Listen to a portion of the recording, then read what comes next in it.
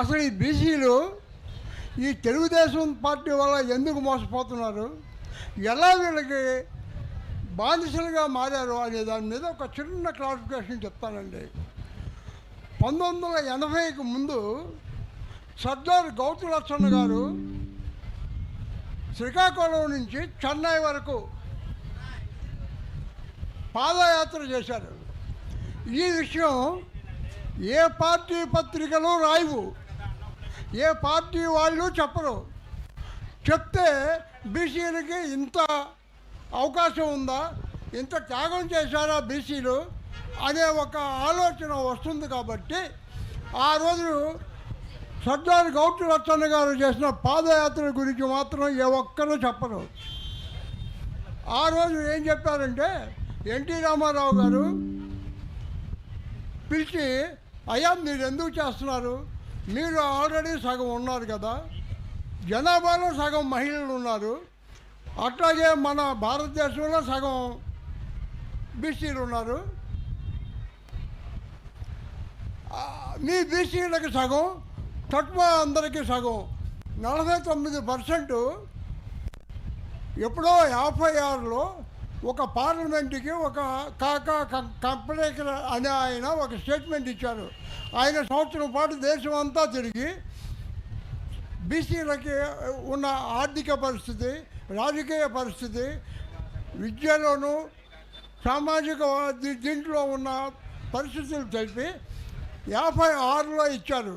దాన్ని ఆచార్య కృపాలని గారు, మన జవహర్లాల్ నెహ్రూ గారు ఆ స్టేట్మెంట్ చూసి, ఇంత అవకాశం ఉందా, వీటిని మేము ఎంక్వైరీ చేసి వీటిని ఒక దారిలో చేసి మీకు తప్పనిసరిగా ఇస్తాము బీసీకి అని చెప్పి 56లో పార్లమెంట్ సాక్షిగా మోసం చేశారు. మురళీధర్ కమిషన్ వేశారు.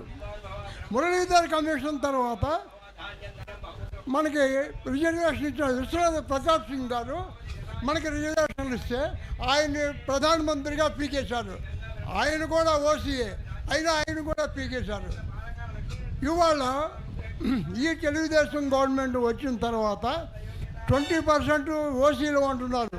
కాదండి, మన బీసీల సీట్లని ఎలా కబ్జా చేశారో, ఓసీలలో ఉన్న నాన్ వెజిటేరియన్ వాళ్ళు వెజిటేరియన్ వాళ్ళని కూడా అలాగే మోసం చేసి వాళ్ళ సీట్లు మొత్తం కబ్జా చేశారు.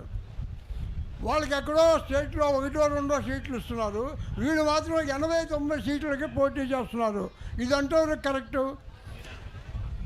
ఈ వెజిటేరియన్ ఓసీలు ఈ విషయాన్ని తెలుసుకొని ఇప్పుడిప్పుడే బజార్లోకి వస్తున్నారు.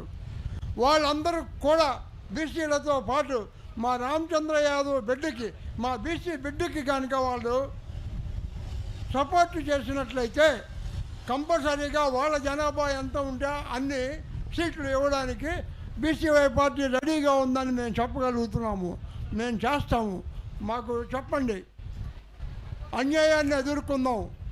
ఇప్పటి వరకు సీట్లు కాజేశారు, ఇవాళ భూములు కాజేస్తున్నారు, గనులు కాజేశారు, మొత్తం సర్వం కాజేసి ఈరోజు తెలుగు తల్లి మీద, భారత మాత మీద అప్పులు చేసి లక్షల కోట్ల రూపాయలు ఇబ్బందుల్లో పెడతా ఉన్నారు. ఈ విషయాలు గమనించండి. మనం స్వతంత్రంగా బతకాలి అంటే రాజకీయ పరంగా మనకి రిజర్వేషన్లు కావాలి.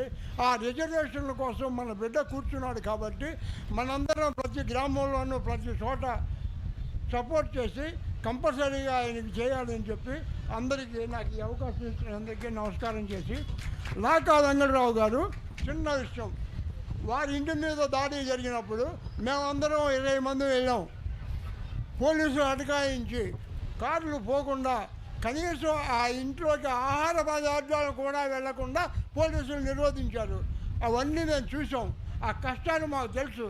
ఆయన నేను ఇబ్బందులు పెట్టారో మాకు తెలుసు. ఈ విషయాలు ఇవాళ కూడా ఇక్కడ ఇబ్బంది పెట్టడానికి వాళ్ళు రెడీగా ఉన్నారు. ఇక్కడ కనుక ఇబ్బంది జరిగితే ఎట్లాంటి పరిస్థితుల్లోనూ ఈ ప్రభుత్వం ఉండదు. బంగ్లాదేశ్ లాగానో ఇండోనేషియా లాగానో ఈ అవినీతి చక్రవర్తులందరూ ఇండియా నుంచి వెళ్ళిపోయి ఫారిన్లో బతకాల్సిన పరిస్థితి ఏర్పడుతుంది. అలాంటి పరిస్థితి తెచ్చుకోవద్దని చెప్పి నేను తెలియజేస్తూ ఉన్నాను. నాకు ఈ అవకాశం ఇచ్చిన వారికి అందరికీ నమస్కారం.